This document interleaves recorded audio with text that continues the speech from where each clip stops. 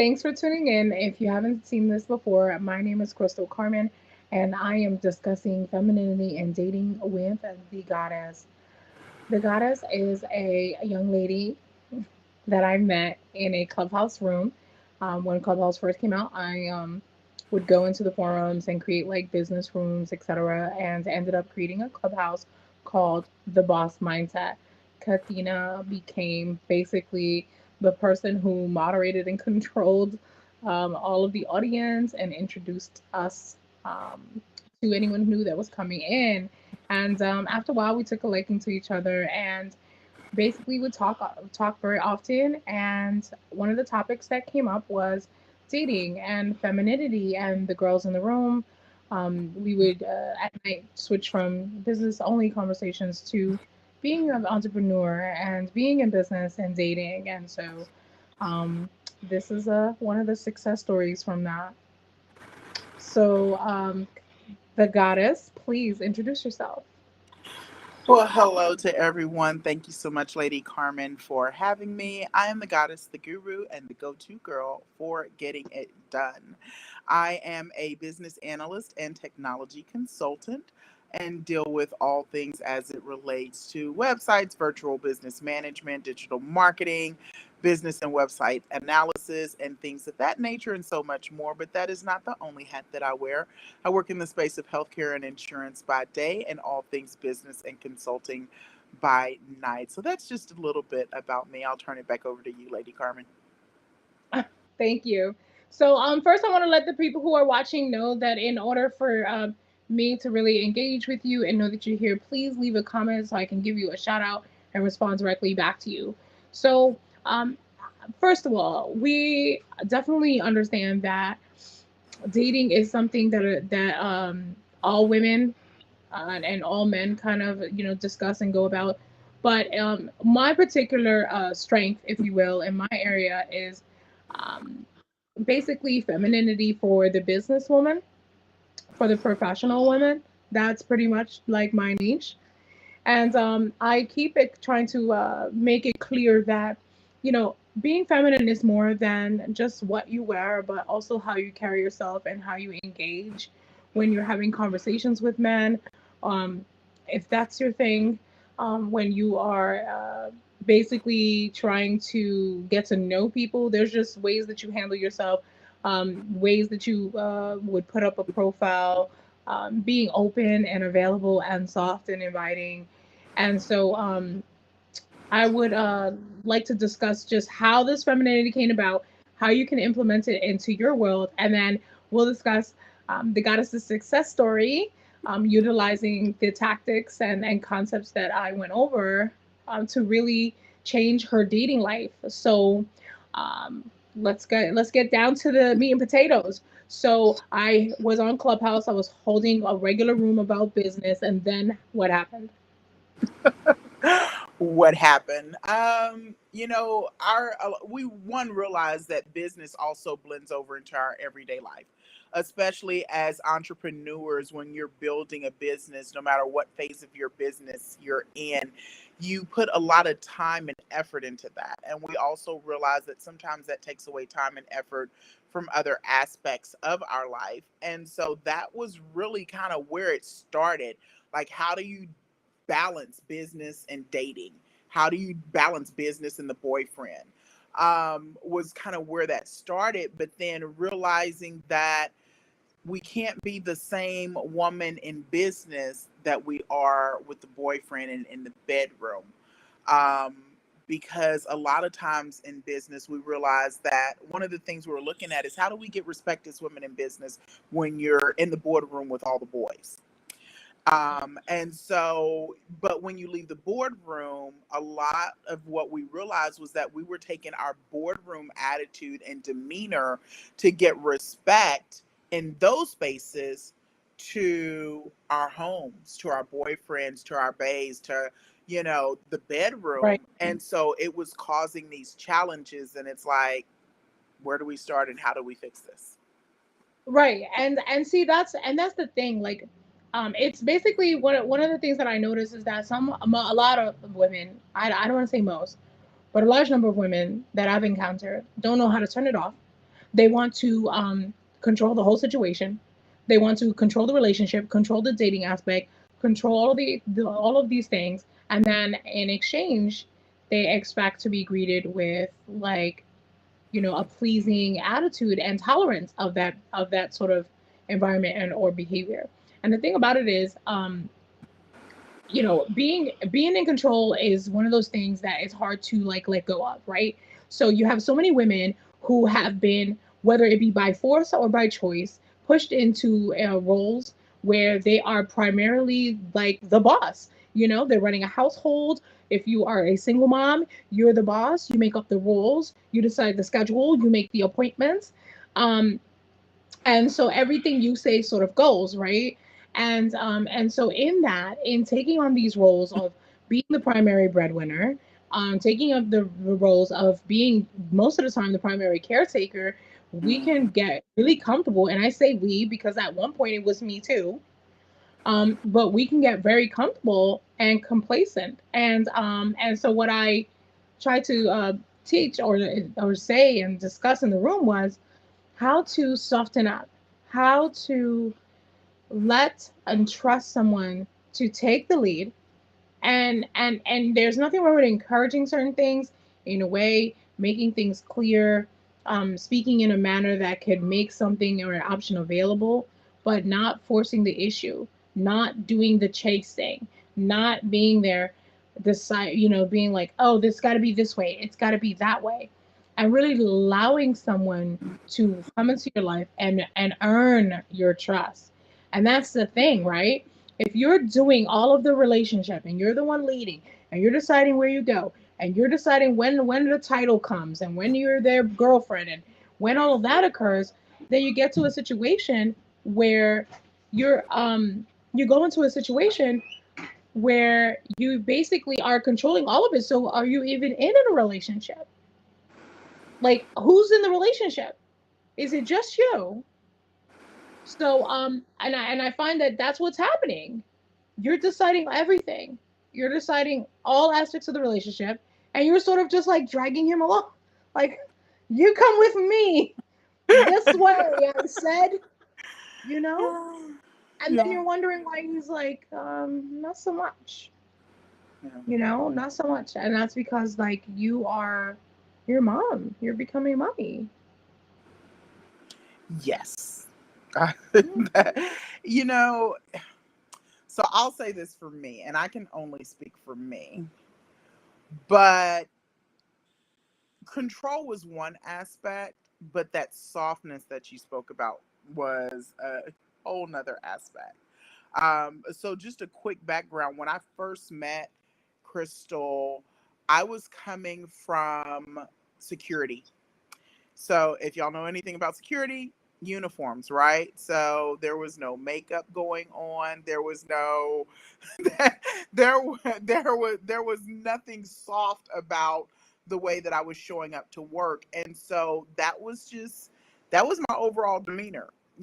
Putting in 10 to 12 to 16 hours a day, that was me at all times. And so I was a commissioned security officer, so that meant I was packing, and a gun on my hip. So for some men, that was just intimidation number one. Like, I'm not gonna talk to a woman that carries a gun on her hip. Right. She's a woman. That's intimidation number one. And I'm not just a woman that was carrying a gun for work. I have a personal affinity for guns as well. And so that was a big turnoff and Do you intimidation remember number my two. face when you did? I'm like, you have a gun near you're baking bread or pies. Like, why is there a gun on your counter? Could you Y'all, I imagine? always keep one. Oh my God! Do you see what I'm saying? So like, could you But imagine? You're a guy. You've been invited over for dinner, and there's like a gun on the counter while she's making your pie. As much as her pie is delicious, and maybe the cookies, you may not be wanting to mess with it. but that was one of the things that I learned, guys. Put up the guns and pull out the girls. So So and it's not to say that you can't have a hobby, right? I was never against right. a hobby. I was No, never against the hobby. but I I was just too felt, forward with it. oh yeah, you was like boom, like a tidal wave, and so okay, so the obviously I did talk about that and presenting the softer side of you, right? Right. Because I felt like you had all of these like qualities that no one was even getting to the level where they could even get to see that, Right. right? Right. Yeah. And then, well, let's talk a little bit about my recommendation of rotational dating for you.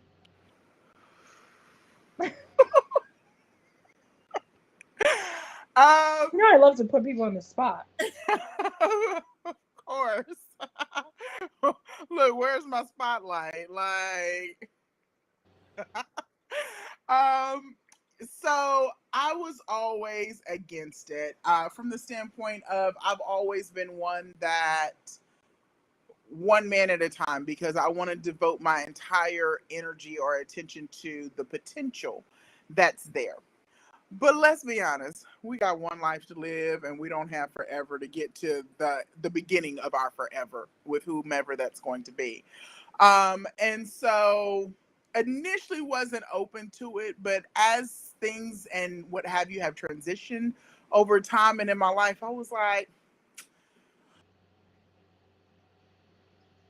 Okay, what happened? Hmm. I lost my doll. There she goes.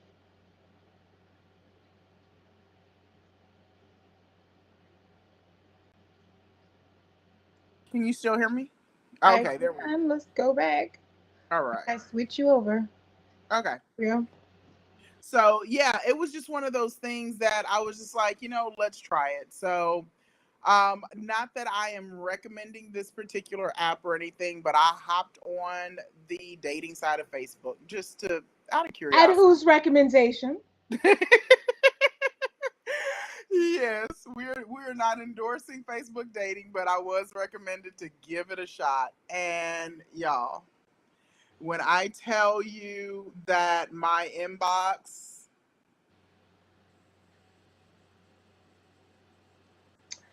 has And been busy.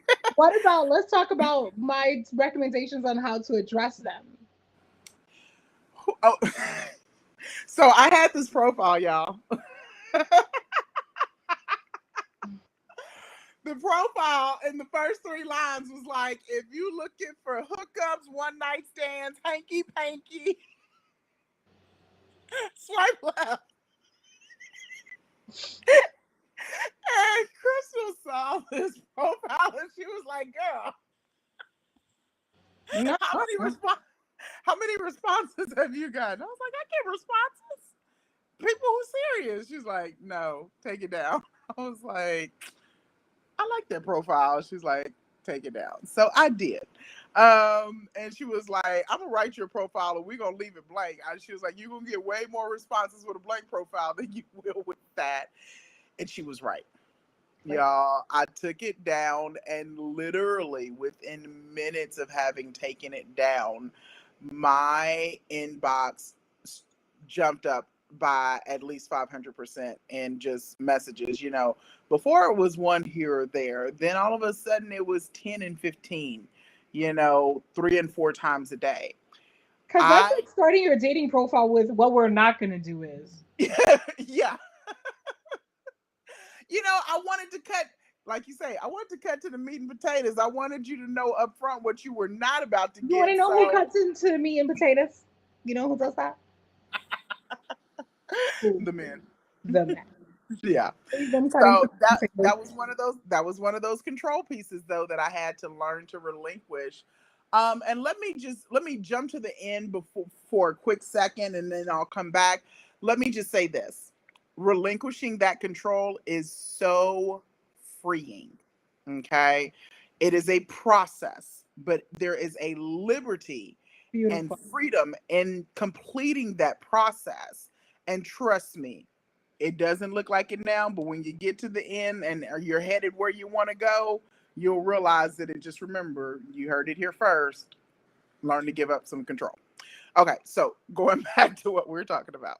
So let's just recap a little bit on the whole femininity aspect. So basically, what I was saying was to be inviting, Yes. to take care of yourself, Hmm. to show up the best as your best. Hmm. I didn't recommend that you stop being into guns. I Nope. never told you to change those aspects of yourself. Nope. You have very short hair. Have I ever told you to wear a wig? Nope. No. Nope. So once again, it is like a lot of people will say, "Oh, well, I'm on all these dating sites and it's because I'm not this or it's because I'm not that pretty or it's because I'm big or it's because Hmm. I'm tall or it's because I work in this." And the truth of the matter is, these are generally excuses for poorly constructed profiles or profiles that indicate that you're aggressive. Yeah. Like, I don't want to date a man. If I'm a man, I don't want to, if that is straight. I don't Hmm. want to date a man. I don't want to date someone who's going to run this show before we've even gotten started. And that's why I was saying that about your profile, that nothing was better than what you put, because obviously you were reading just the first lines, but if you continued reading, you were basically saying like pretty much don't even speak to me at all for the most part, or I will Yeah. kill you. So it's like, so it was uninviting, it wasn't warm, it wasn't welcoming. And yes, that's great if you don't want to understand, cool, but that should be part of the filtration process, right? Because it's the Ab- law of numbers. If you have 100 people to sort through, right, then your odds of finding someone who you actually do want to be with is easier. If you have 2 people who are hitting you up in a month, you don't get to cycle through as fast. And then women create these attachments with the one guy they are dating who actually isn't the right thing, but she's Yeah. trying to fit a square peg into a round hole because there aren't a lot of other options available, right? So that's another thing too. Like, the reason why I had recommended rotational dating in your respect is because I just felt like there weren't candidates that Yeah. were really worthy of the person that I knew you to be. You So, know what? I literally just found that profile because I saved it just to learn from it. I mhm. saved that whole piece that I had you written. know, I have it still. the old one, the one Yeah, before the I old told one. you. I still have it. Right. And so, like, when you look at that, don't you agree that it's uninviting? So if it's okay with you, let me share it with them just so that they can get a full idea, and then Please, maybe you can break it down for them a bit. let's do it. Let's do it. Let's go. So this was what I had for my profile. Gentlemen, say hello first. I am not impressed by what you have, but instead by what you say Stop. to me. Say hello first. It's her first demands. Command. I command thee to say hello. Go ahead. So I'm not impressed by what you have, but instead by what you say to me and how you treat me. Okay. I, I'm not impressed by anything. You men want to impress you. You're not impressing me. So get it out of the way. Yeah. Go So ahead. the next line said, choose your words and actions carefully. I am watching everything you say and I'm gonna analyze everything you say. And the moment you say one thing I don't like, I'm popping off. There we go. So Next. here's that part. I'm not here for hanky panky one night stands, FWB, or sex hookups. If you are, hit that X. I want no part of it. I'm a prude. I'm a prude. I'm a prude. I hate sex. Don't even talk about it. I'm a Proverbs 31 queen waiting for her king, so don't step to me as anything less. I am straightforward and don't do drama. I love to laugh, so a sense of humor is imperative. Anything else, just ask. Okay, you gotta run that back for me. I'm sorry, I was having technical interference.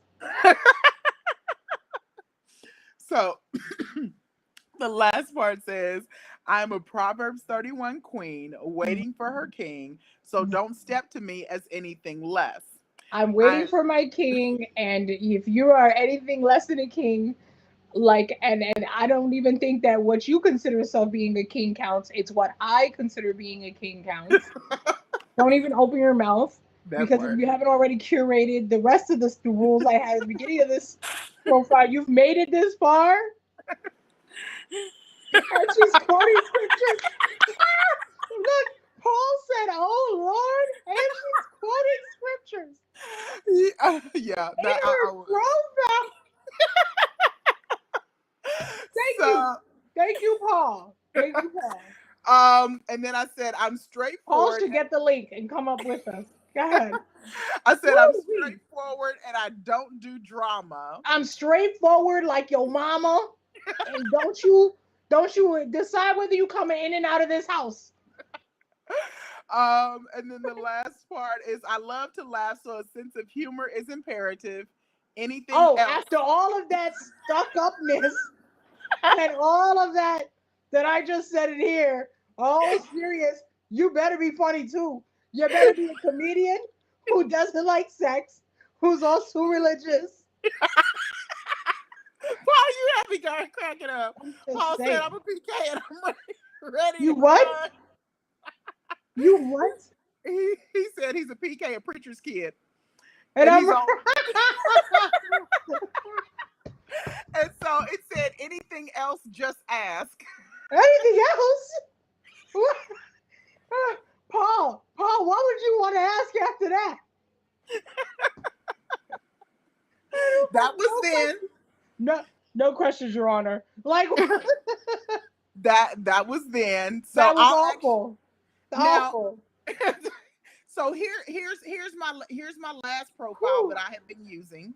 Oh. So you all can see a bit of the difference. So let's All give you right, a Paul. Here goes contrast. the new one.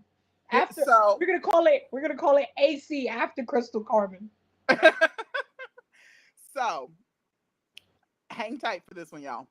This one says, I am single, straight, sweet, sassy, sexy, Ooh. sensual, silly, stimulating, submissive, sensual, serene, strong, surprising, secure, serious, soft, soothing, selfless, sapiosexual, southern spirited, stately, sharp, solid, supportive, sensitive, special, sincere, but most importantly, I'm saved. Send me a salutation and let's see if sparks soar. I was like, when is the I Bible don't. study? I had nothing to do with the Dr. Seuss flow of that profile, but I did have to do with the content, and it worked. Yes. So he said, "When is Bible study?" That's the only question he had. So the whole point is that there was nothing in the original profile that was inviting that a man who is looking for a woman, whether it's going to be short term or long term, is going to just sign up and run to go get to know. Like this does not scream get to know me. This screams run in the opposite. If I was a dude, so the thing. This is the thing about me. I can actually like look at myself and go, what if I was the guy? Like, how would I feel? I would have ran so fast. He said she must be coaching. Oh my god, I can't do it. I'm not Church of God in Christ, but I do have family Uh, that is, but I am Church of Christ. too I know you're crazy. gonna say close So, enough. so the idea is to be soft, to be feminine, to be inviting, Right. to be warm, right? Men, so when men are looking for support and they're looking for, I mean, it's hard out here in these streets for a guy, right? It is. It really is. Right, and yeah, and you're a guy, you're gonna have it out harder here, and it's like he's no music. So it's harder here, as it is being a man, right? And like having the pressure of providing and all of that, whatever. Mm-hmm. And so the last thing you want to do is like preemptively get into a fight with someone. Like it's already coming. You're Like we're right. already gonna argue because you're arguing with me, and I haven't even DM'd you, right? I haven't Right. even messaged you. Yeah. And so just being soft and inviting. And I mean, I have found that being in my feminine element is hard in the sense of like, not hard, but like it comes natural to me. But like sometimes I get tempted to try to control the situation. And I find that it's so much better when there is a man who is there taking As charge and deciding what's happening. And I don't have to sit here and like worry about things that really I don't really I really it's like, so there's this thing where it's like I should be really worried about the other things, being soft and supportive and Yes. sensual and basically creating all of the environment and surrounding elements that make him do and operate at his best, Absolutely. right? And I Absolutely. how can I do that if I'm simultaneously like, you have to do this, you have to do that, it needs to be this way. It has to be, and I don't say, and of course I'm not recommending that you allow someone to manipulate you, because there's a difference between a true like alpha male, if you will, and an Hmm. a-hole. Okay, and so I don't recommend that you just let some random person control you. But let's be honest, being submissive, gentlemen, if there's any gentlemen watching right now, is also about trust, right? So Yes. and so that's what we have to be doing is, yeah, you can be soft, you can be feminine, okay? Yeah. A lot of people feel that they have something to prove, so they shoot themselves in the foot every time by trying too hard.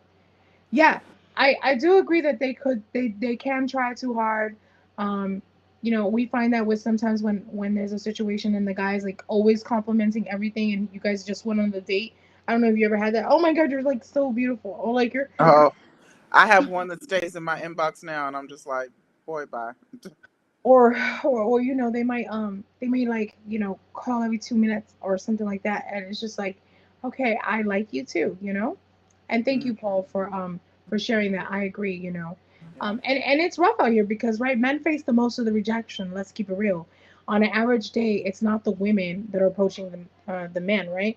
So when you consider that, like that's a lot on their shoulders as it is. So if you can be warm and inviting, if you can, remember with the young lady, we'll use her initials, K. So, Hmm. so Yeah. right. So we'll just call her Kayla. So Kayla, in her situation, she's a nurse. She's beautiful. She has a great, figure. She's fit. Um, well kept. Hair, like hair, nails, everything looks great. She was wondering why no one talks to her. Men don't approach her. And I asked her, "Do you ever like wait? Do you have earbuds in when you're walking around, like outside of your car?" She's like, "Yeah." I'm like, "Oh, okay. Are you talking on the phone?" She's like, "Yeah." Okay, well, men don't want to interrupt you. You look like you have somewhere to be or something else to do, and Yeah. they do not want to catch your attitude when they are breaking your thing. I said, "Are you rushing straight to the store? Are you walking at a pace where you're approachable?" She's like, "No." I'm like, "What are you wearing?" She said, "Her scrubs." I said, "To the mall?" She's like, "Yeah." No, you look like a nurse who's got to go somewhere. Why in the world, with any respectable man, what's the difference, right? So Yeah. it's the Not to kind of mention man if you're they're a trying to, germaphobe. right, and the kind of man that you're trying to, the kind of man that you're trying to attract is not going to think that it's appropriate while you're looking, your earbuds are in, you're power walking to the entrance in a scrub uniform. He thinks you're a nurse on break, trying to go grab something to eat, and he is not trying to disturb your flow because he is not ready for the attitude he's going to catch when he does interrupt you, and you're like, "What?" or whatever. That's a fear because it does happen. So if you're walking slow, your earbuds are not in, your phone is in your purse, you're dressed normal, and you're walking at a cadence that doesn't seem that you have somewhere urgent to be, you will find that men will approach you. So she tried it. She said immediately, she started getting approached on a regular basis. And she was like, "Crystal, I could not believe it." And you were there in the room when she said it. I could not believe it. That's all it took. Yeah, because they already have this hard pressure. A lot of women wear their success as a badge of honor, and the average man is intimidated by her success, and no man likes to be talked down to. Okay, Paul. So I definitely can agree that some women do wear that as a badge of honor, and the average man is intimidated by her success. So I don't. I want to make sure that these two are like that. We get clear on things. So I don't think that any man should be talked down to. Correct. Okay, regardless of success, right? Because that's a whole nother story. So So like that's a whole nother story. But you're right that there are some women that are very boisterous and demonstrative about their success and their achievements and such. And um and that's not a bad thing that they are, but I do understand that the intimidation is there. And so usually though, those that are intimidated by a woman's success it's generally because he doesn't understand how he fits in to that picture, right? And so, in my opinion, the intimidation factor is based on like whether he feels he can provide, Yeah. right? So when a man and you can correct me if I'm wrong, Paul, okay? But I'm what I've observed, right? Because I don't want to Right. make it as fact or law, okay? But what Right. I've observed is that when a man is seriously considering you, he is looking to see if he can provide in this situation. Okay. Absolutely. So like, if a person looks at me and says, you know what, this girl is at Starbucks every day. She's doing this. She's doing that. In his mind, in his head, there is a running cash register. Okay. She's right. There's a running cash register. Because here's the problem, women think, okay, well, I make money too, he makes money too, so this shouldn't be a problem, right? Right. But a traditional male, right? A traditional man is not thinking that. You know who's thinking that way? Mrs. Career, right? And I consider myself Mrs. Career, one of them, right? I used to think this way. I used to go, well, what's the big deal? My cash, your cash, put it together, boom. We don't need to worry about that. But a man like who leads, a man who is a provider, is going, if she never had to give me $1, can I do this for both of us? He's not worried about what's in your purse. You get what I'm saying? He might appreciate that you could support yourself if you had to, right? But in his brain, he's calculating, can I maintain this? Right. Absolutely. I 100% agree with Paul. A man has to be Absolutely. confident in himself. And if he is not, run. And so that is a huge thing too that people don't realize. And we try to baby them. No, baby, you're good. You could do this. You could do that. And I have tried that to a point of exhaustion. I'm not doing Exhaustion. projects anymore. Projects are for Exhaustion. high school. I can't do it anymore. I'm at a point where I'm like, I can't do anything. I don't know. Jono, say, help me. Yeah. This is why I say I'm not a strong woman. I I broke don't the like nails this that I don't term. have. I'm not a strong woman. I am a resilient woman because no one comes to help the strong. These are facts. Okay? I'm resilient. I would like help. I would like a partner, I have you know, endured. right? I would like protection. Yes. And I feel like that's something that it like like Paul said, people are intimidated because they feel inadequate and they feel like those men feel like they have nothing to bring to the table. But the truth is that everybody comes to the table with something. Okay. What you got to decide though is if whatever is there coming to the table you want, right? So the other thing is also you knowing what you bring to the table before you go to the table. And that Right. is also a confidence piece, like Paul even mentioned. They don't feel that they fit in, so they feel inadequate. You have to have confidence to know what you bring to the table before you even walk up to the table. Now, you can reach tables in a couple of ways. You can build it and they will come. You can show up to one that's already there, or you can have your own. But at the same time, you have to know what you're bringing to the table, no matter where the table comes from or how you get to the table. You have to know what you bring to it. Did you build the table? Okay. Did you finance the table? Okay. Are you going to support the table in some way? Are you going to put something on the table if the table was already there? And a lot of people have to explore that part of themselves in their life first before getting into these relationships.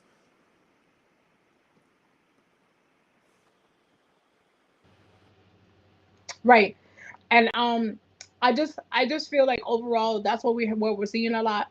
And this is why I express to women the femininity aspect, because it is already intimidating for the most part to be attracted to a woman who's obviously attractive and maybe has it all going for her.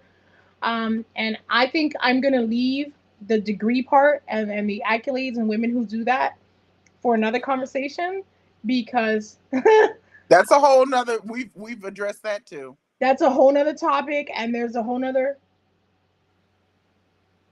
Yes. Oh, Yes. Oh. Lord Jesus, the That's man child. yeah. But um, but being in your feminine and being soft can attract the man child. Just so you know. It can.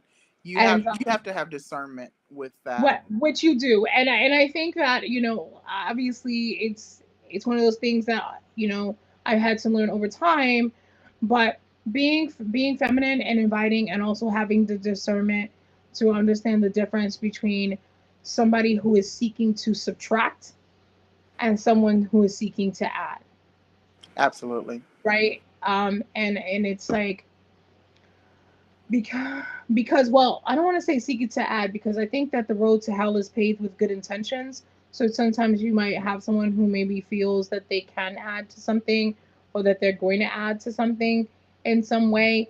But I think that you definitely need to have your guard up about that. And if when you are being in your ultra feminine, though, I feel that you start to gravitate toward men who are able to be trusted with that, you know. And I do agree with you that it is very freeing. And this is why, if you recall, when I first started this femininity training, on Clubhouse and these rooms I was holding, I was doing it just like to do it, to help. Right. But the thing is that so many women, like even my spa, like so many women are going through the same thing, that Yeah. it's incredible. And I'm like, you're not. Then there's so many men out here who are good men. I know good men. Yes. I'm not a woman. What do you call it? A male basher. I know good guys. These guys are like stand up dudes. They're not out here acting crazy. Some are professional, some are not, but they are still like gainfully, well, like beyond gainfully employed. You know what I mean? And they are kind and supportive and protective and want to provide, and they are funny and fun, and respectable men.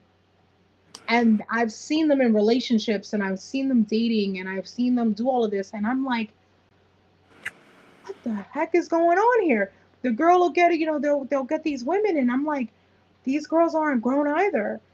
Paul, you mentioned the man child. I mean, is there a female equivalent?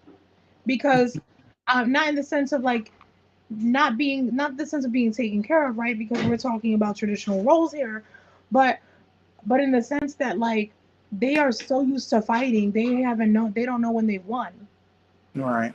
right? And it's like, you can't fit a square peg into a round hole. And I was Mhm. guilty of this too, right?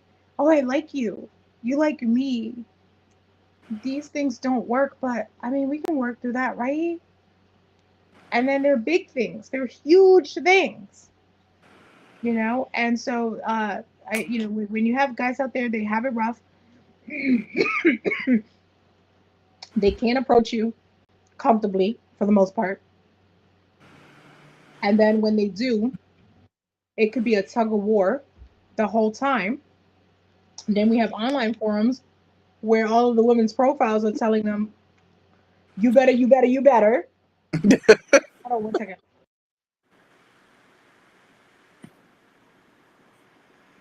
Yeah. You better hold on with, do this, do that. And you're just basically being told from the what to do from the beginning. And I think it could raise their defenses. Like, is this my woman or is this my mom? Is this my woman or is this my boss? Because you're already, most of these gentlemen who are employed, I already have someone telling them what to do at work if they're Hmm. not in a managerial position, right? Right. So you gotta take it at work. You gotta deal with a couple of coworkers that you probably annoy the life out of you. Then you gotta come home and fight with your girl. Yeah. You Or you know, come home and she's not inviting. Or you come home and you don't get 2 feet in the door before the nonsense begins. yeah. So here's the one thing that I can say when it comes to relationships and the dichotomy between the two, because my previous relationship that ended as something you see Lifetime movies about, or whatever. It was one of those stories. Never thought I would have lived one of those, but I did. And I'm not going to get into all the details of that, but Paul mentioned that a good man doesn't always make a good mate. He was a good man in general, but he was not a good mate for me. So I can definitely agree with that aspect of that statement. But at the same time, it's one of those things that you have to know who you are, what you want, and where you're going. He also mentioned that most women don't want a nice guy, they'll pass him up. It's not that they don't want a nice guy, Paul, it's that they don't know what they want or recognize the package that it'll come in. Because let's be honest, a lot of us as kids, whether male or female, had this picture of what my guy was going to look like, what my woman is going to look like. She's going to be, 5'9". She's going to have blonde hair and she's going to be a bombshell if it was a guy. Or if it was a woman, he's going to be dark skinned, he's going to be tall, he's going to be light skinned, whatever, he's going to have these muscles, he's going to look like this. And it, let's be real, it doesn't come in those packages. And so some people had such a superficial image in their heads of what they want was going to come to them as, that they're so stuck on the visual that they're not looking at the mental, the emotional, the spiritual, the financial, and the other aspects that this person, the character that this person truly presents, that, yeah, they do end up passing them up. And the sad part is when they realize it after the fact, and they can't work it out. They can't get that person back because they've moved on. They've either been hurt by them or they've been rejected, neglected, whatever the case may be. And so they do pass them up. But that's because that woman is not confident and secure in herself and her development to fully say, A good wait a minute, these are the things that I want in a good man. Here it is, but it did not come in the package that I was expecting. And we'll talk a little bit more about that when we talk about where I am now. So, Paul, I would like to thank you for that, Kathina. I want to address something that Paul stated, that most women don't want a nice guy, they will pass him up. And I'm going to disagree with that. And I'm saying I'm going to disagree with that because I think it's a marketing problem, dare I say. Okay? So, I don't think that women just want to pass up a nice guy. I think there's a couple of concerns. And the main one is, how many of you have been told if something's too good to be true, it probably is, right? So when I say that, I'm saying that to say that they don't trust them, right? Because they're so used to when someone is being very nice to you. And I'm going to get a little deep on this because I unfortunately was a victim of this same concept. So when someone is too nice to you, right? Instinctively, you're like, okay, this is a nice guy, whatever. But as they continue being nice and then there's nothing wrong, quote unquote, you start to go, hmm. And you might say, oh, well, that's just women waiting for the other shoe to drop or whatever. But guess what I learned? Okay. When someone is being super duper nice and really really nice, generally they're not being genuine, right? All right. So yeah, there's the nice guy, right? And he's so nice all the time, all the time, all the time, until you learn that he's not actually nice. He doesn't know how to say no. He doesn't know how to speak up. He doesn't know how to say yes and mean yes. He says yes but means no. And then you fall into the passive aggressive stuff, right? So, that being said, I feel like when you've experienced that a number of times, you're like, whoa, here we go with the nice stuff. But when someone is a like kind of like jerky, I don't want to say like jerkish to the point of like anything abusive, but when someone has already some very immediate flaws, it's kind of like, well, okay, like it couldn't have been perfect, right? So, there's someone in particular that sticks out to me, right? That it's just like, oh my god, like that's not a nice guy, that's a counterfeit. No, Paula is on it tonight, yes, he is. Paul, you should come up. right? We need Paul, to come bring up with Paula us. into the Come on. conversation. So I would love to have a man speaking on this. Like this isn't just a space for only the women to speak. I want to talk with men. I want you to hear from the people, the people who we're discussing. I think everyone should be in on the conversation. But yeah, I feel like you do, and you're kind of waiting, and you're trying to trust it out, and like get the trust. But also, to be honest with you, it could also be just a mismatch, right? I don't think that they pass on a nice guy just because he's nice. He could be Right. nice and boring, right? And like Woo. he could be nice, and all he wants to do is sit on the couch and doesn't want to go out like anywhere. And I don't mean go out to the club. Lord Jesus, if I hear one grown man talk about me, whether or not I want to go to the club or if I'm one of them club girls, I'll just pass out. No, I'm not talking about that. I'm talking about going to a concert, going to a speakeasy, listening to some live jazz somewhere. I'm not talking about hood booger stuff, okay? I'm talking about not I'm talking about like just grown and sexy stuff. Yes. So if I'm into that, right? If that's something that matters to me, that yes, I can do it alone. Absolutely. The problem was they didn't have enough. What is that? Strength, They I didn't have guess it's like the arm, strong arm. they didn't have enough strength to wear. I've seen it happen dozens of times to guys I know who are just really nice guys. The problem was they didn't have enough strength. Okay. So I'm not sure what that means. Oh, they But weren't people, macho enough. nah, okay. So every guy who says this, I caution you. Oh, wait a minute, wait a minute, wait a minute. Hold on. We can't have my laptop dying in the middle. I was just about to say, Crystal, plug up. That time again. It's that time again. Hold on one second. Look, speaking of, I may have to go get my charger in a minute. Hold on one second.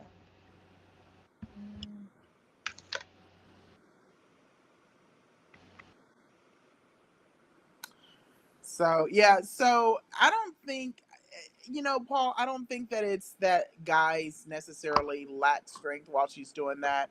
I think that it's that some of them lack the information, the education, and the guidance to really walk in that. Um, you know what? No, my next relationship, my first relationship has always been with the Bible. But my next relationship, I am already in. So, and Lord willing, it's going to be my last one. But, keep that Bible close. We pray on that one. But, I think in terms of the guys, it is more so about, who did they have as a role model? Because one of the biggest things that we have to realize in our community is, Sometimes it's the lack of the role model and someone being able to model these things for us and walk in femininity. Perfect example. So with Crystal, when she would do these rooms, I had to really stop and think back to my mom. Now, don't get me wrong, my mother sold Mary Kay when I was younger. She was the businesswoman, she was the mother, but she was also a single mom that raised me by herself. And so I really stopped to think, when did I really see her walk in her femininity outside of doing stuff like putting on makeup or wearing a dress? Which, I mean, you're a woman, but that just because you put on a dress and put on makeup doesn't mean that you're walking in your femininity. And I had to really stop and think about it. I never really just saw a super soft feminine side of my mom as it related to anything outside of me, outside of church, outside of, she never remarried. So I never saw her dating other guys. So there was not that role model for me of what it looked like to walk in feminine energy. My mom worked in, clerical. And so she was around men all day. If you know anything about companies like Southwestern Bell, Xfinity, and all of the techs that come out to, install your lines and wires and phones and video cameras, whatever, stuff like that. That was her industry. She was in telecommunications. And so she was around men all day. She didn't walk in feminine energy. So that was just that was that piece. And so it was one of those things that I didn't really see it modeled. And it really wasn't anything that I felt like was missing. So I didn't know that it was something that I was missing until we started to have these rooms and these conversations that, well, what does it mean to walk in your feminine energy? Because for me, walking in feminine energy meant you would put on a dress, which growing up, I was a tomboy, so I learned how to do that. I wasn't crazy about makeup, but I had learned a little bit about that in recent years. So, I could do that a little bit. And it was just a matter of what more was feminine energy besides that. I'm a Right. woman. So I'll pass it back to you, Crystal. You can talk a little bit more about that and what it looks like to be that example in our community that a lot of people are lacking because they don't have those examples. Yeah, so I feel like when you have, and I have to be very cautious here because I came from what I would call a traditional, um, like male and female, mother and dad sort of upbringing. My mom was very, um, she was feminine, but she was also bossy, right? Um, Right. so I did see, like, I saw the traditional, like, man is the provider, woman keeps the home, like I was raised in that, but that's not really the story for most of us, right? There's a large number of women who are out here who we don't really have a mother figure who displayed these characteristics, right? We've watched them sort of be the guy, right? I remember watching when my dad did leave the picture. I remember watching my mom have to like fix everything, take care of everything, and she was like doing the best she could for us, right? And so like I just watched her, like she was like by any means necessary, right? So I watched her go through this whole like hardship for like almost 6 years, where everything was her, her, her. And so instinctively, I started kind of developing that attitude too. Like, I don't really need help. I can do this or whatever. And I think what happens is it's not that we don't want to be feminine. We don't know how because we don't have really great representations of that, right? And then two, how can we be feminine and still have the things that we want? Like, I'm a businesswoman. Like, I will probably be an entrepreneur, like someone who does this stuff forever, to the day I leave this earth, because this is what I love. Like, I love helping others. I love having my own business. I love the freedom that it gives me. And I like to make money, like, period, right? So that's not going to really change. But I have no problem shifting some of that. And I think what happens is that we women now, the modern, dare I say, modern woman now, doesn't understand that you can stand in your achievements and in your success and in your goals and in your dreams and still be soft and inviting and trusting and submissive and supportive. Yeah. Okay. And you can still like watch the tone edge and understand, and think about what you're gonna say. And that's on both sides, right? I'm not saying that someone should be reckless, right? Uh, he said your next relationship is gonna be with the Bible. I'm sorry to be distracted. I'm sorry to this. Yeah, I done already addressed him on that one. So I'm gonna address this as a comment in a moment. But yeah, so so the moral of the story is I watched my mom cater to my father, and with all due respect, she's gonna kill me for saying this, but I watch her do it now, right? And they're divorced. Did you hear me now? Divorced. That is no longer legally her husband. So when you watch a woman do that, when you watch her lean in, even if she's mad at you, even if she's irritated, what do you want for dinner? Or here's your food. Here's this, here's that. Like, no matter what, like that femininity is just like it's unshakable, right? So it's like, whatever, I'm here for you. And I've agreed to support you. I've agreed to be your rock, right? And there's this ridiculous like whole discussion happening on Clubhouse where they're like, oh, so what do you bring to the table? And they're asking like women, what do we bring to the table? Like multiplication and support. And I say multiplication because like everything you give me, I can multiply at the Yeah. end of the day, right? And case in point situation. Went in there with two. Went into the situation with one car, came out with three. Went into the situation with three kids, came out with four. I mean, my whole situation. Well, you get where I'm going with this. But my point is doing that and just being supportive and when I say supportive, I don't mean supportive little pat on the back. I mean through everything. You support all of his endeavors so that he can continue to be who he needs to be for the both of you, Absolutely. right? Absolutely. And yes, soft and vulnerable with open eyes. Exactly. So by no means do I say let somebody walk all over you. By no means do I say submit to a fool. One of the things that kind of heated people up in Clubhouse was when I was like, there is no problem. I have no problem being submissive. But what I'm not going to do is queens do not submit to court gestures. Let's get That that okay. We're not. I'm not submitting to a clown. I'm not submitting to someone who's going to, what do you play the trumpet while I follow him straight off into a cliff, yeah. off the cliff rather. So it's like,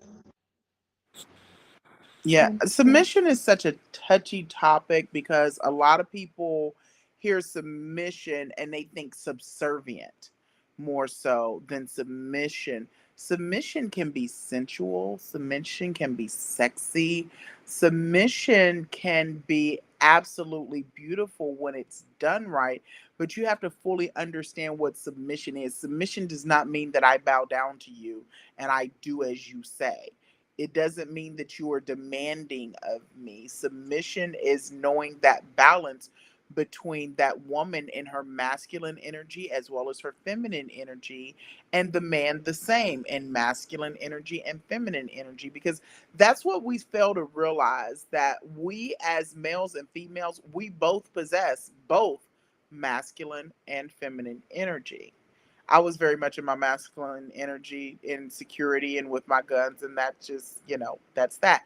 But after talking to Crystal, after being in many, if not all of, the femininity seminars, uh, that has changed. And I have also learned how to go to the gun range with my guns, but still be in my feminine energy in that space that I'm very much happy and at home in. But being in my feminine energy to where I'm not packing the tables, I'm not packing the chairs, I'm not even packing my own guns now when I'm out there. can we get a amen from the back of the church? So yeah, submission is trusting and respecting. Submission is being able to have that vulnerability equally one with another and knowing that it's not going to be taken advantage of. Okay. That is the ultimate submission. So I can share, and I will share a conversation. Um, there was a conversation that occurred, right? And I said, I was basically like trying to, something was happening, let's just say, and I was trying to direct how it was happening.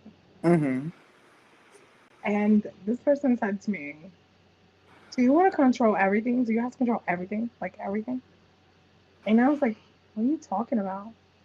Our And then, I looked at the situation. I'm like, "Oh my god, I am trying to control this, aren't I?"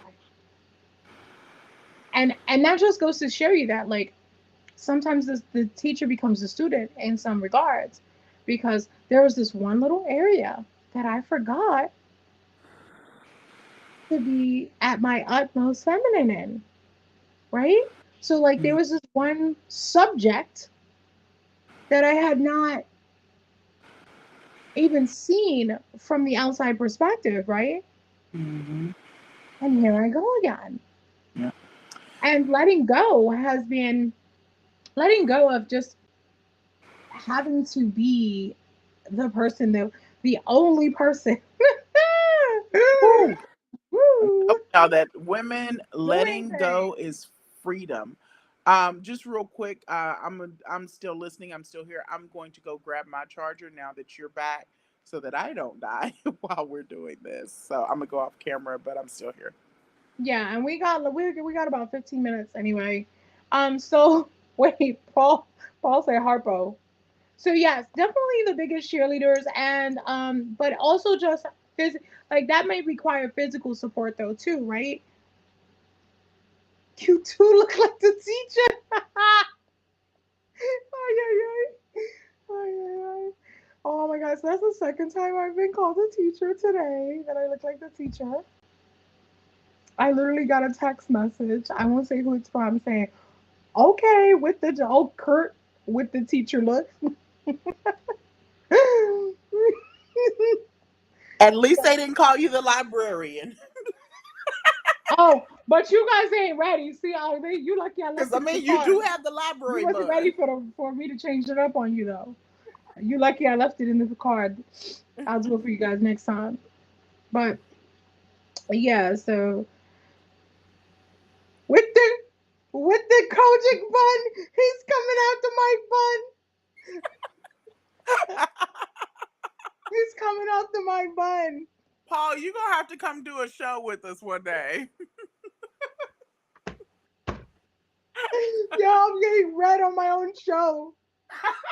Yeah. Paul, you're not right at all. Paul, I, Paul is on it tonight. she said I might need you to work on your Cardi B voice. All right, hold on. Okay. Is that better? Okay. Okay.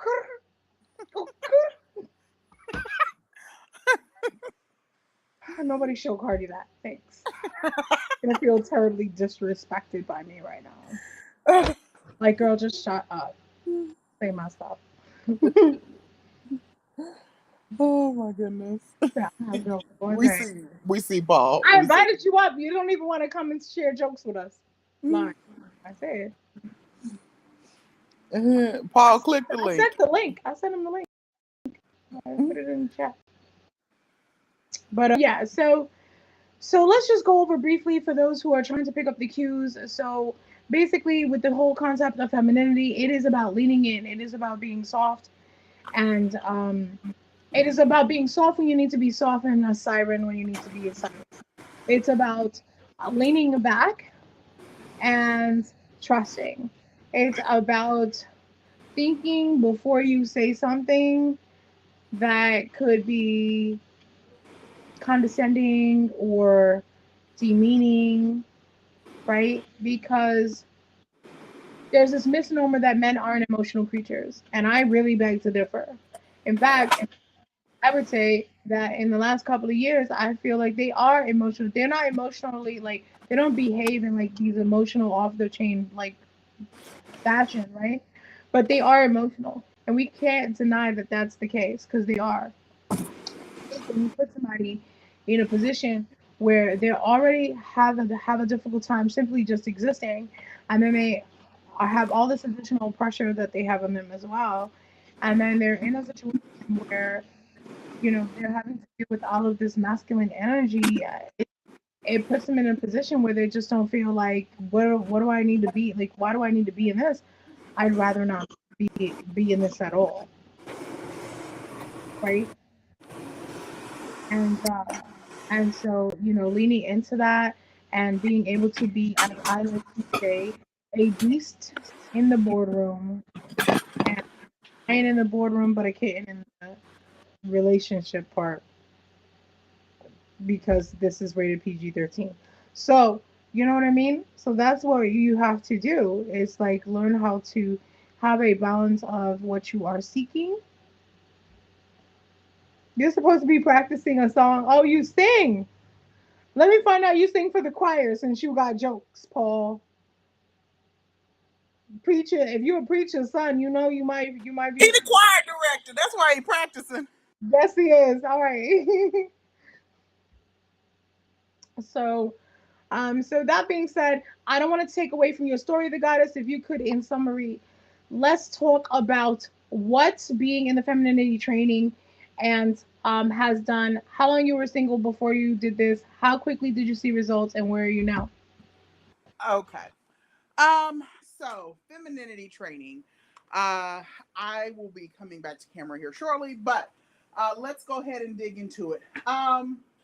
Before then, I basically became single right at the beginning of our pandemic. And so in that, it was, I wasn't looking for anything. I had to process the end of the last relationship. Uh, but at the same time, as we started to come out of the pandemic and we weren't, scared to breathe next to the person in the store like we were previously, I started looking at, okay, what is this going to look like moving forward for me? In terms of dating, like dating in a pandemic is a whole nother conversation in general, especially for people who work in healthcare, germ conscious, and all that other stuff. But I'm gonna leave that alone for now. Um, so I would say that for about 2 years I have been single, and I really just I wasn't looking, but I wasn't not looking. If something came along, I was open to it. Hopefully, you all can see me again. If something came along, I was open to it, but at the same time, I wasn't out there hunting. But as I wanted to open myself up to the potential of dating, I realized it's not my job to be the hunter in the first place anyway. And all of the conversations that Crystal and I had started to come back and flow for me. And What would Carmen do? how do I shift from where I was with the what you're not gonna do and what I need you to do, and if you ain't got this profile, to the what S do you need me to be? Do you need me to be soft or sensual or what have you? And when I tell you these men eat that profile alive, because they're like, dang, you got everything I need. I do. Uh, Hello, hello. so and then just the words that I use, that I responded to them in, being soft, being sweet, being all those S's that I listed in there, and so much more. It was liberating for me, you guys, because while I had no control, I had all the control. See, we have to realize as women that we can relinquish control and still maintain control all at the same time. Because while I had no control of who was going to be in my inbox, I also had control of how I responded to those that were. And when I started to shift the way that I responded to them, they shifted the way that they responded to me, and they also shifted their approach to me. Now, let me be straight. Y'all saw my gun earlier. But I never posted profile pictures of me with my guns. So it was not that I had profile pictures that were off putting. Uh, but at the same time, I didn't necessarily have maybe some of the most flattering, because that was another part of Crystal showing us what looks best for us, and just us being able to recognize our own beauty. I'm going to call it in different lights. You know, are you better left profile, right profile?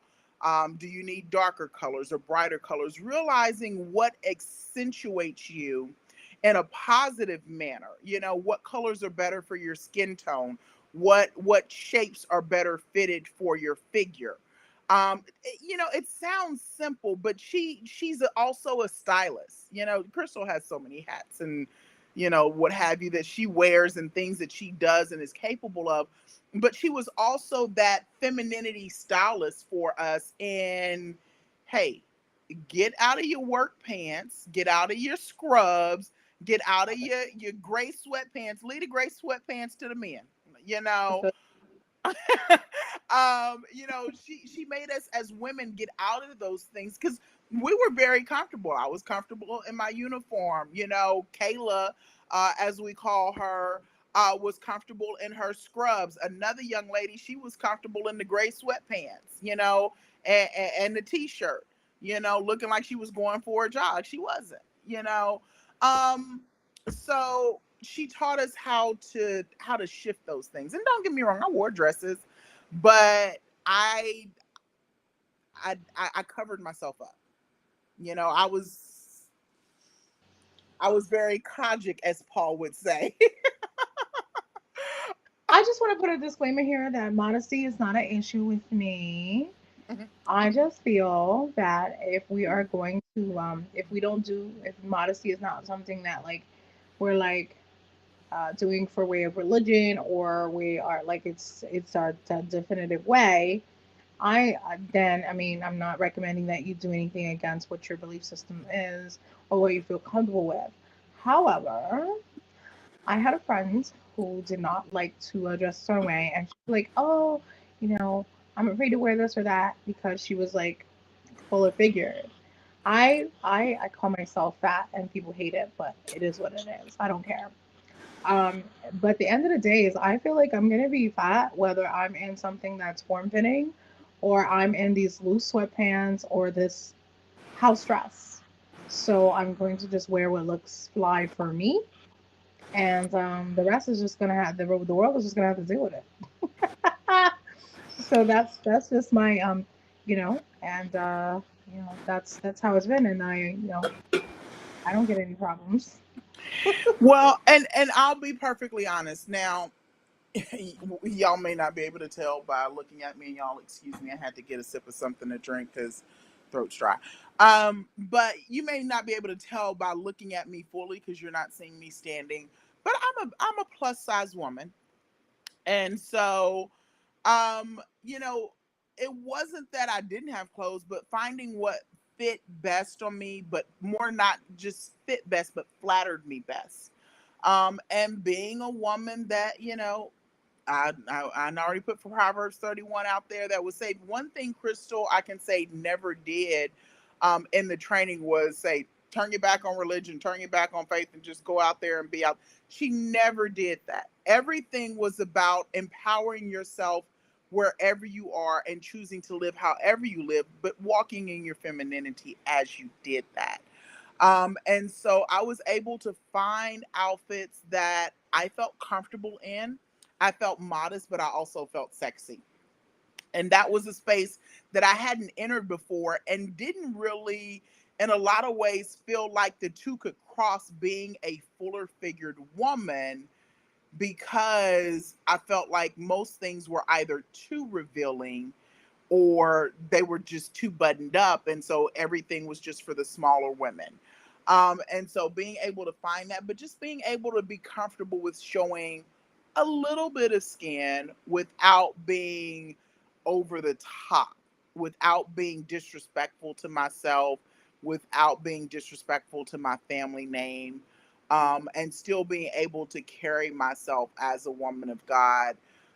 It was just finding the balance for me between sexy and modesty as a full figured woman. And so it was a challenge, but once I arrived in that place between the profile and, just giving in that control and finding the liberation in that, I found some great people that approached me, and pursued me as a man should pursue a woman.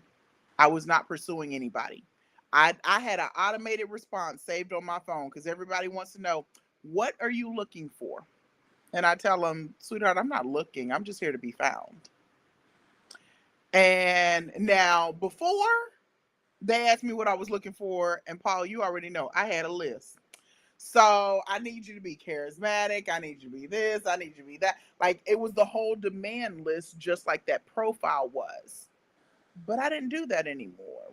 So then the question came about, what do you mean by you're poised in position to be found, or you're waiting to be found? I'm a queen waiting for her king. I'm a woman that is poised in position to be found by the man that is for her. And as it stands right now, looks like he found me, y'all. uh, you're on mute. Is it safe? Duh. Is it safe? Is it safe to say that you are no longer single? Yes, Okay. And are you dating a high quality guy? absolutely. And does he treat you how I and you wanted you to be treated? Better. And is he leading? Absolutely. What did I say? I And am I so don't, happy for this. and he does it so beautifully, you all, that I don't want to lead. I don't have the desire to lead.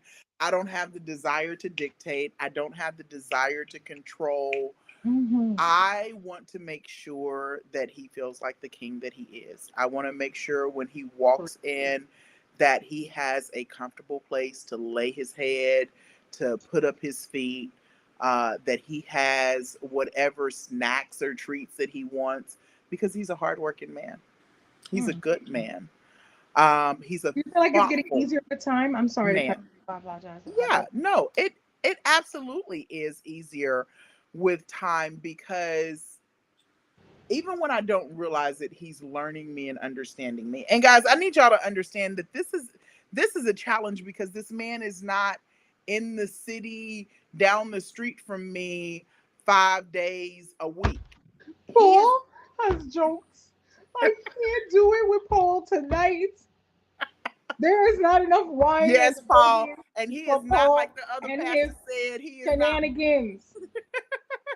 Well, earlier when we were talking about that, I was thinking about the pastor that talked about, while y'all waiting on y'all Boaz, make sure you don't meet his cousins, broke ass, cheap ass, no good ass, beat your.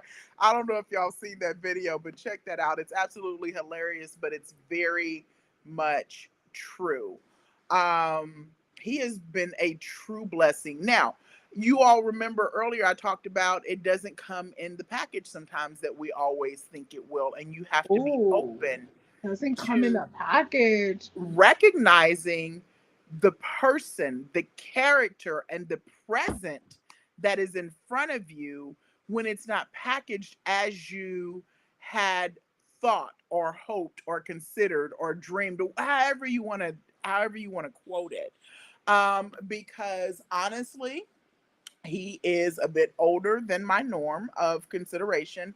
Normally, I would comfortably consider somebody approximately 10 years older than me at most. Oh, I I had can't. pushed it to 12 at What are we one gonna point, do? but anything outside of that was well outside of my comfort zone, anything beyond 12 years. He is at that 14, almost 15-year mark. Okay.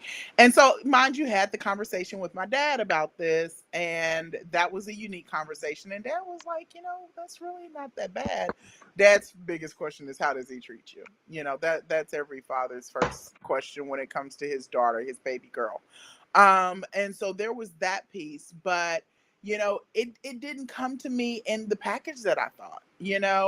I wasn't fully restricted to, oh well, I want a slender guy, but I never really Please, yo, considered please, God, yo. I never really considered anybody of a larger build, especially not somebody larger like myself.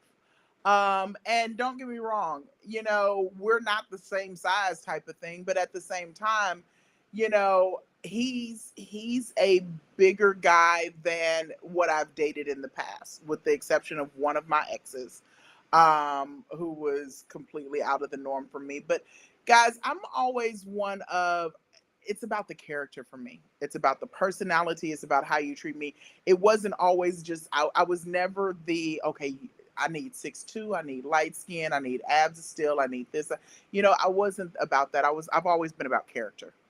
Not like abs of steel. Yeah, too hard. So, but I like me some big boy. I can't we even. I Yeah. love it now because it's like we fit together like puzzle pieces. And that, one of the things that I can support him in ways that I hadn't imagined. But realizing what his needs are, because like I said, he's on the road. And so he's not here 5 days a week. And to have somebody that from 3,000 miles away can reach out to you and touch you just as if they were next to you in a way is something that's absolutely beautiful. The messages that he sends me, we share voice notes in addition to text, in addition to phone calls, but the voice notes are very special because it captures that moment in time, for us in our journey and our history. And I can always go back and play that message and remember how I felt the first moment that I got it. We're So, equally um, yoked. That's all he heard. you know, So, in a lot of ways, Paul, yeah. In some ways, maybe not. We're still exploring that. In all fairness, we are at right at about the 6 month mark, that we're approaching here, in September, and so we're still learning, we're still growing. But like she mentioned about the calculator in his head, he's constantly asking me about little things, and he doesn't do it all at one time, but asking me about how much I pay for rent, asking me about, how often do you get your nails and feet done, how about this? But here's what I love more than anything too. He doesn't just do things for me, he does things with me. So we're learning and growing together, as we build our individual financial portfolios, and we talk about stock investments. This is one of the things. Yes, I I figured saw out. your face. You saw my yes, honey. Yes, Let's talk about stocks. Let's talk about bonds. yes. Talk So about getting paid and buying, you know. yes, and that is the one thing that's a huge elevation from my last relationships, is that we're talking business.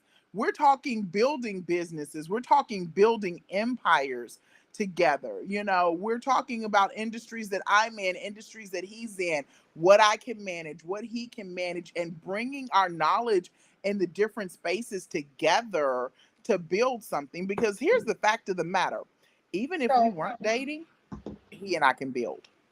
so that okay. So let's talk about that for a moment. So one of the things that I think is really crucial when you're in a situation like this is have a mini project together.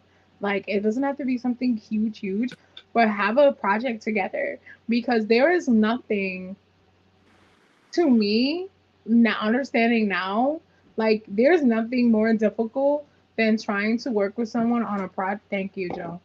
Stein. Well, how much do I have to pay you?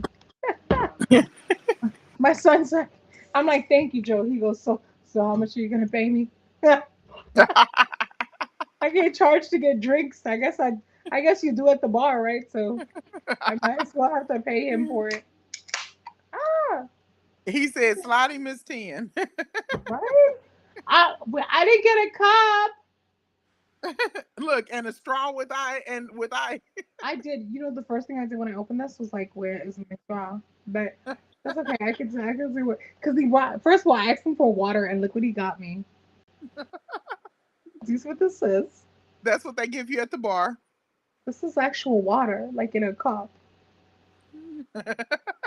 and it has a whiskey ice ball in it. Why whiskey ice? Because it's from the bar. It's like this. Anyway, uh, Yeah, if they're not I an was asset, saving they're a him. liability. Yeah. Oh yeah, I know. We all say that they're not an asset, they're a liability. I get it. I And mean, I say that too, but you know, it depends. Each person has their own interpretation of what an asset is, right? I'm yeah. learning that. It's definitely interesting um, to think that certain people are assets, but I guess not everyone feels the same way. Paul, what do you consider someone being an asset to mean? If you have a moment to answer that, but yeah. So I feel like your situation was accumulation of everything that you practice and you put into place, right? We know that. But at the end of the day, okay, and I want to make sure we're clear. While of course this is obnoxious. I just want to show you this. Where, where's my glass? Okay. Disposable cups. I do this for them so they don't fill up the dishes. Okay. I He should. said, "The kitchen is closed, ma'am. This is all we have available." He basically said, "I've about had enough of you, mom." That's what that was. That was like, call me one more time, and I'm gonna interrupt your show. He's like, "Look, we got school tomorrow. I'm going to bed." But why am I drinking out of it? Okay, I'm gonna not complain. I should have got my own drink before I got on. That was my fault. So anyway, so I also want to say like I don't want to take like obviously you also still had to handle the interaction, right? So I'm Right. not taking credit for that part like of you being involved in all of the exchange, right? But I do know that it helped you create that environment and that trust Yes. and that mindset to kind of let your guard down a little bit, let someone in. And I just get and you know I mean it with all sincerity because this was not my idea. Remember, Mm. the girls were like, you guys were like, let's do it, whatever. But I'm you're like technically like our graduate, our first graduate, right? And I think it's amazing that you're living in that space. And even what I try to express to people too is that the great part is like not everything is guaranteed, right? And I put blessings and a positive energy over your relationship. But the information that we have, that you have, can now go into the future. And then everything you've taken out of this, whether it works or it doesn't, can be utilized to create the same or similar, Right. experiences down the road. So, um, It's interesting you say that because I've actually shared aspects of our conversation in snippets with another friend of mine who is dating. She's dating long distance. She's in one state, he's in another. And, I've had to sit her down and be like, you're super demanding. And, a lot of men would say high maintenance. And it's not so much that she's high maintenance, because don't get me wrong, she has a very excellent job. She provides for herself and her child. He has kids as well. But in that space, she's not requiring him, oh, well, you need to send me X number of dollars every week because I need to do this, this, this, and this. I need a $500 weave. I need my nails. She's not doing those things. okay. But one of the things that I shared with her was one of the things that I learned in this process was how to have expectations without having expectations. And everybody's like, what do you mean? Okay. So I have the expectation that he's going to communicate with me. He's either going to call, he's going to text, he's going to send a voice memo, but it can be what I call consistently inconsistent, in that I may not know, yes, he's going to call me tomorrow at 6 a.m. and be like, "Good morning, gorgeous." But at the same time, I know that he's going to communicate with me in some way. And so by not having the expectation of, well, The where's when, my the 6 where. a.m. text that said, "Good morning, gorgeous," when I do communicate with him, when he does communicate with me, it's not an issue of, well, why didn't you text me at 6 a.m. and say, "Good morning, gorgeous"? It's, I'm happy to hear from you. How are you doing? Are you safe on the road? Or, it's all of these things. And so I'm present in the moment, enjoying the conversation, enjoying the communication, and the expectation of communication is being met without putting a time frame on it, which can cause an issue because, oh, well, you failed to meet the expectation that at 6 a.m. I was supposed to get a phone call or a text message or a voice note or this, that, and the other that said good morning, and I didn't get it. So what's going on? And she was like, I told her, I said, I have expectations without having expectations. I said, it also makes it easier to, one, not be disappointed all the time. I said, but two, to be able to really enjoy the things that do happen. I said, because I don't expect him to buy me things or send me gifts. So when he does, it's special, right? I expect that he's going to treat me well, that he's going to show me that he cares, that he's going to show Some, gestures of somebody's gifts me. Woo! what? I'm just Uh, laughing because I'm like, some of these gifts be crazy. They're crazy. Be crazy. You hear me? They are. right, Um, right. But looking for your the last. the unexpectedness of it all is also beautiful because I never know what's coming next, This show is not sponsored because by. I have no expectations of he has to send me a gift every week. Uh, but the fact of the matter is, he I does. would love that. I didn't ask for it. But I love that because, one, it says I'm thinking about you. The gifts also say that I care. They also say that I can't be there, so I want to send you something that can be there with you in the moment. Amen. Something that you can That's why enjoy, I like something getting gifts too. that something that either reminded me of you or that I want to remind you of me. And so just those little things, having expectations without over expecting, allows me to really just enjoy all of those things. And so when we are together, we can enjoy one another, and we're not having these arguments of, well, you went 24 hours without calling me, what's going on? Normally I'm asleep when he's awake, and vice versa, because of his driving schedule.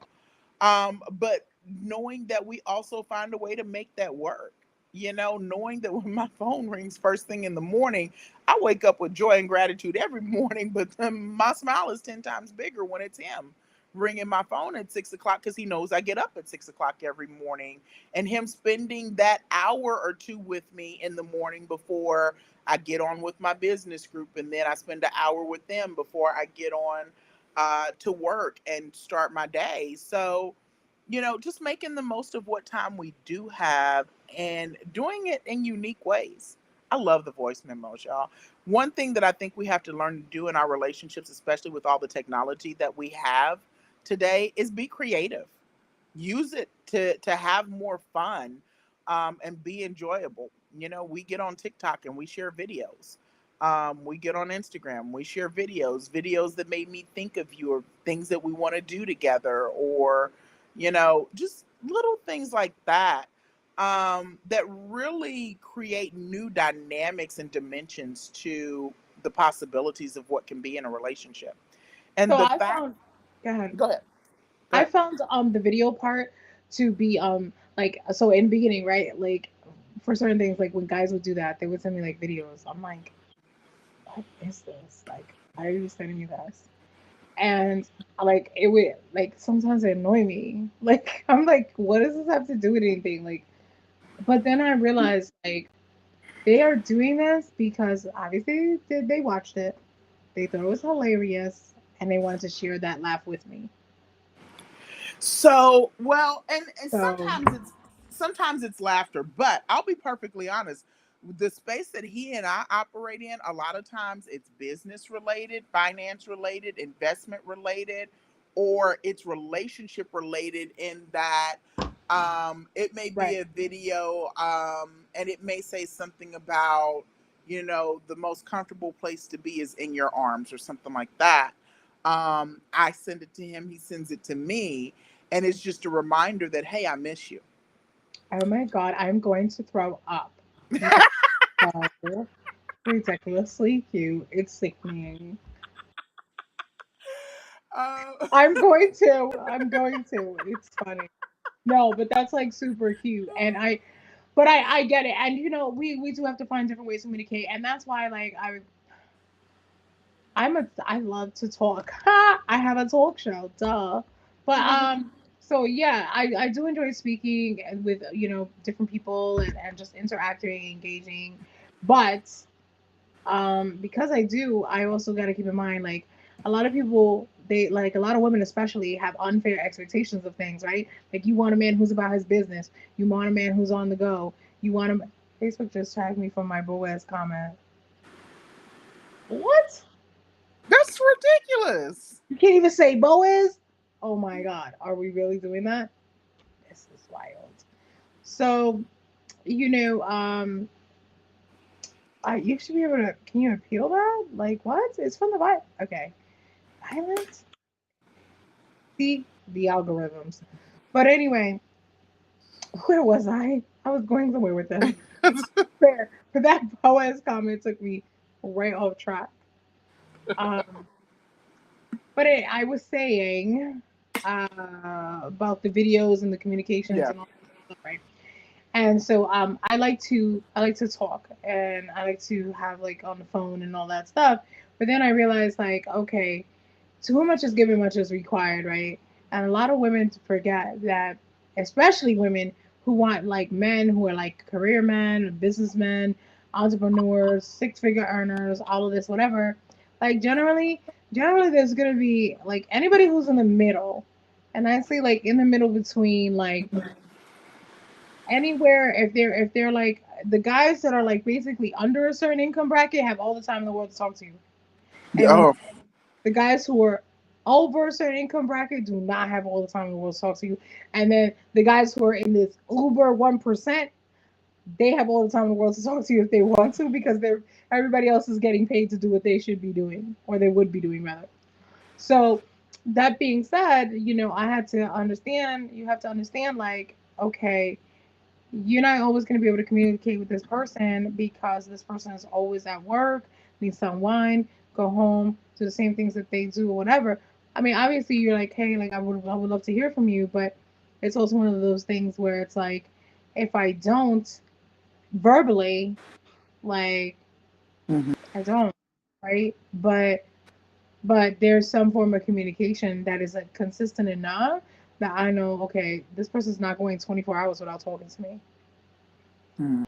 Because Yeah. I feel like if you go 24 hours without talking to me, like you don't like me anymore. That's it. There's no way. So, There's no way a man cares about a woman and and can go 24 hours generally unless he's in a specific career like without at least something. It could be a meme. It could be emoji reaction to something you text. It could be an Instagram share, right? Cause like you said, it doesn't have to be like, oh hey babe, I love you, honey boo boo, love love love. It could just be, hey, I thought about you.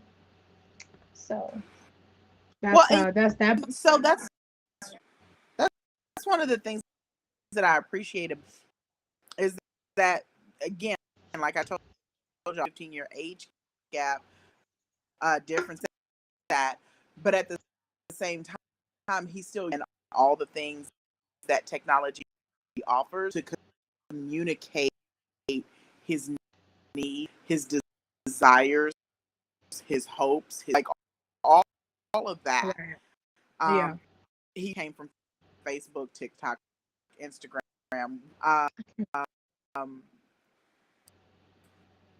about being creative. Just take advantage of it.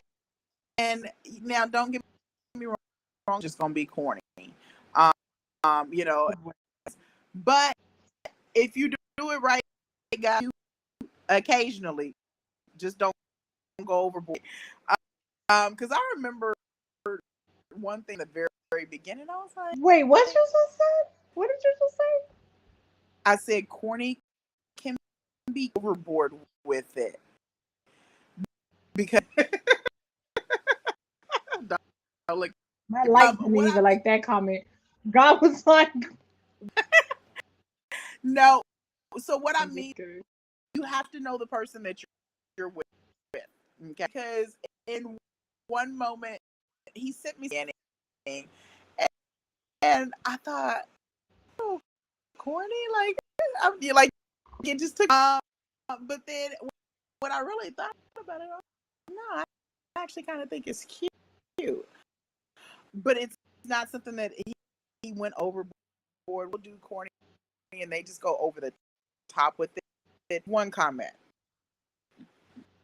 comment, Are you and gonna it check just the kind of took comments? him, huh? Oh, I just remember in the moment I thought that's a little, but it was cute coming you're breaking from up. him. You're breaking up. Oh, can you hear me? Can you hear me now? Yes, I can. Mm-hmm. Okay, I may have been moving around a bit too much. Paul is like, yeah, Uh, he's in Facebook jail, comment jail. I'm sorry, Paul. Uh, That's crazy. That- well, just go with this, and you won't have to worry about that. Uh, but yeah, yeah. So it was just one of those. There's some guys that do corny, and it's just too much. Know your woman and take or appreciate things.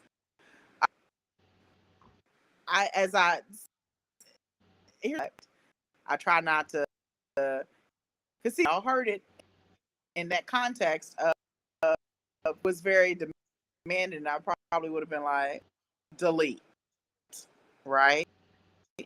The softer, sweeter side of me. Uh, I was just like, you know what? That's really not that bad. I found it to be cute in the moment because a bit more and experience what was going to be like with him. I turned out to be absolutely beautiful. Person that matches energy when it comes to and the dynamics of a relationship, hard to find. Pulling teeth before. I wanted. Y'all know what now? I don't really even want to talk. Dude, don't get me wrong, but I don't for like before with my ex. I always had a comment. It was always something wrong, but because all of that control that I needed, I can be in that moment. And half the time, I don't even want to talk.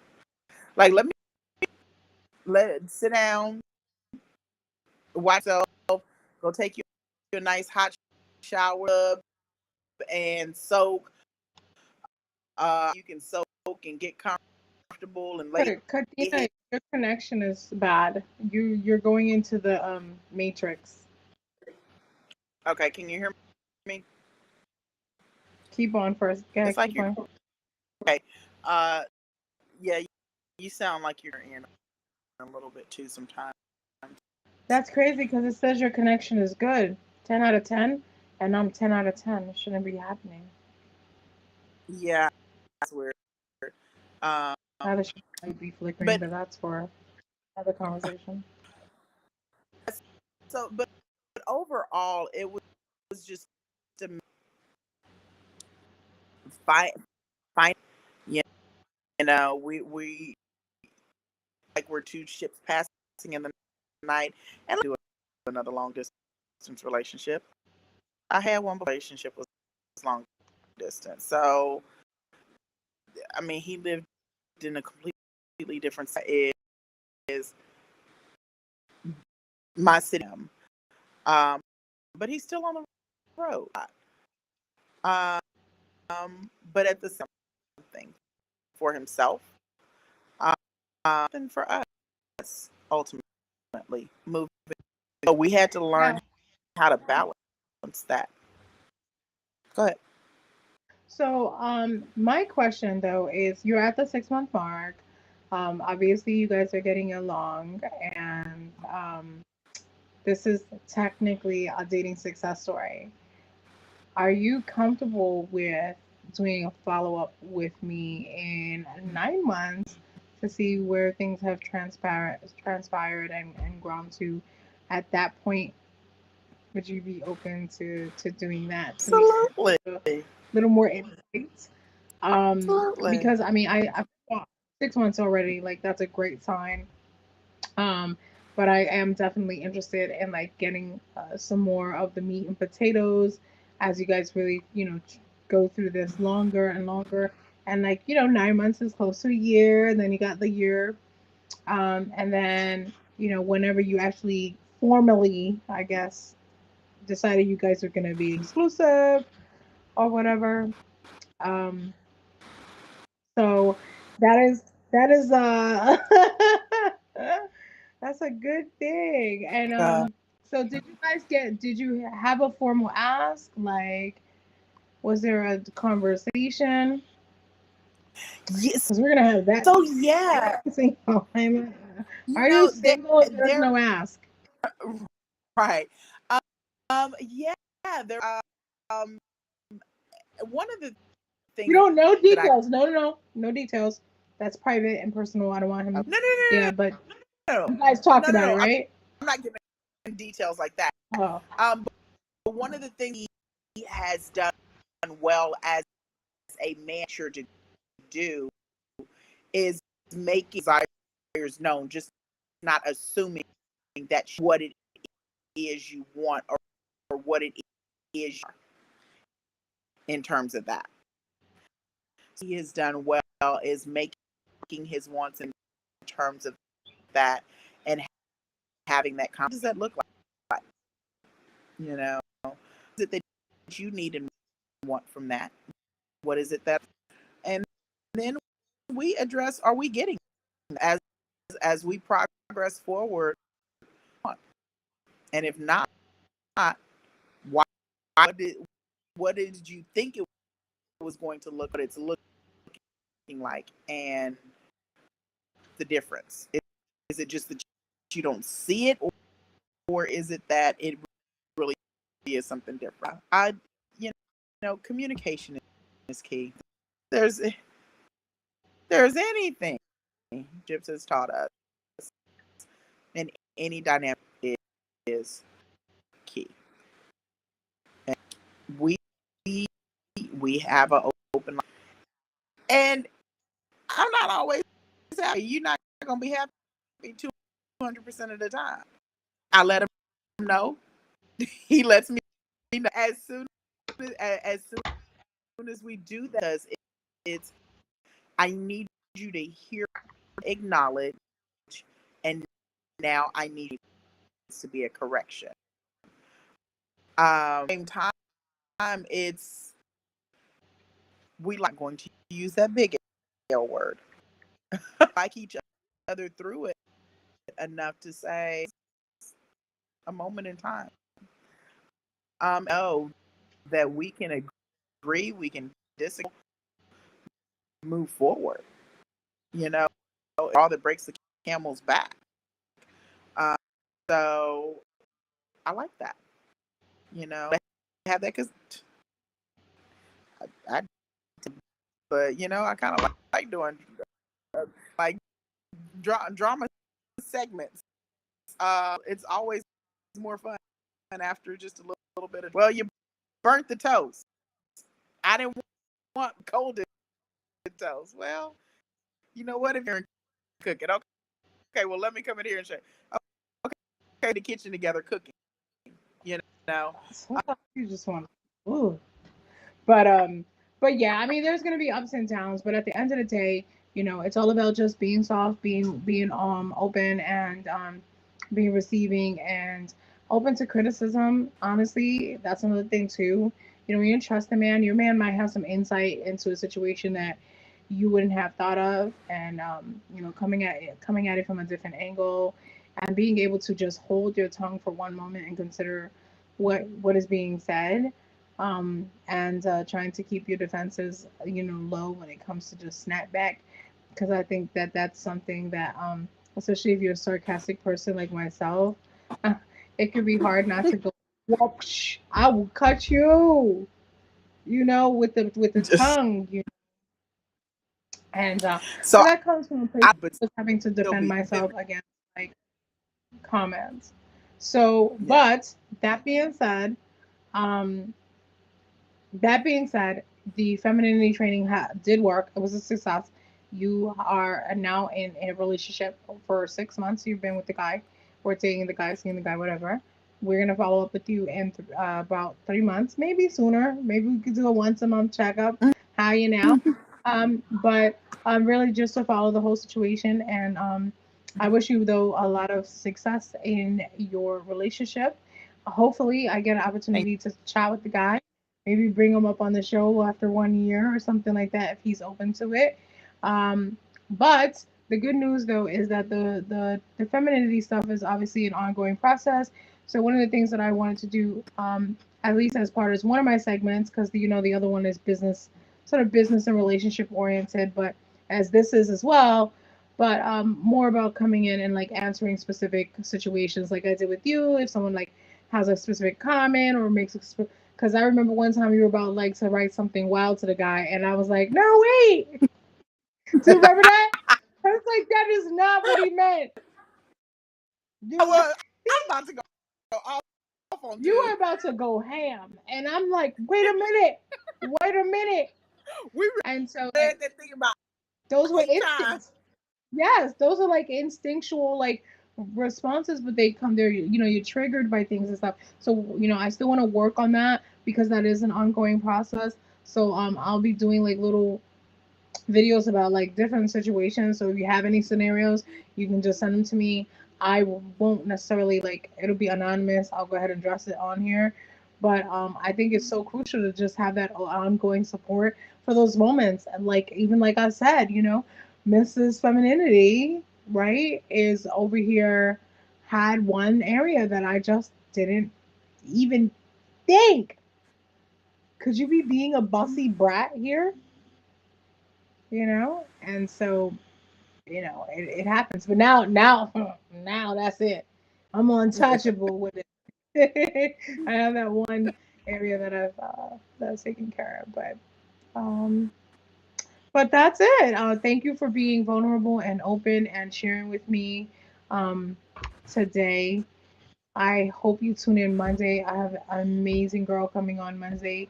We're gonna be talking about the single life. You were the couple's life. And Okay. so I'll be coming on Monday to discuss that at 10 p.m. Is it 10 p.m.? Yeah, 10 p.m. on Monday, and then Tuesday I'll do another like segment that has to do with the femininity, and that's how we'll play this.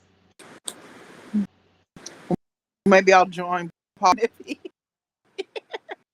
Yeah, I mean, you're welcome to come on, and we can chat about it. You maybe might have a situation that might have come up that maybe you want to discuss, and I'll do that. But anyway, for those of you who don't know, I am Crystal Carmen, and I am a beauty business and marketing strategist and a femininity coach by do I call it by force, by That's insistence, by I was by taken against my will, popular demand. there we go, by popular demands. Um, and after seeing what it's been doing for a lot of people, I was like, well, let's bring the message to the masses. So you'll get it here. I'm also on YouTube, Twitch, and So I look forward to seeing you guys soon. Bye.